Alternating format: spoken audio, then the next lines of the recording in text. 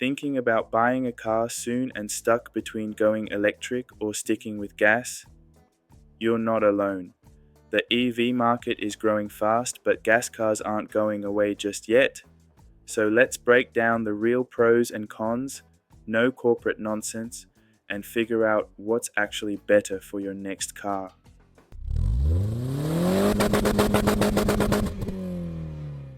Let's start with what hits your wallet the hardest: running costs. Electric cars are way cheaper to charge than filling up a gas tank. On average, charging at home costs about $3 to $5 for a full battery compared to $50 or more at the pump. Plus, no oil changes, fewer moving parts, and less maintenance overall. But here's the catch: EVs can cost more up front, and public charging isn't always cheap. Fast charging stations can cost almost as much as gas if you're not on a plan. Gas cars are predictable. You know where the stations are. You can fill up in 3 minutes and hit the road. That's still a major advantage. This one surprises a lot of people. EVs are insanely quick. Instant torque, no gears, just press and go. Even base Teslas can outrun most sports cars at a red light.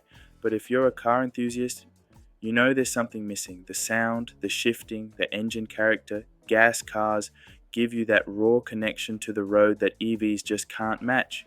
So it comes down to what you value: silent speed or mechanical feeling. EVs have improved a lot, but range anxiety is still real for a lot of people. If you drive long distances or live in a rural area, charging can be a problem. Most gas cars, 300 to 500 miles range, no problem, and refueling takes minutes.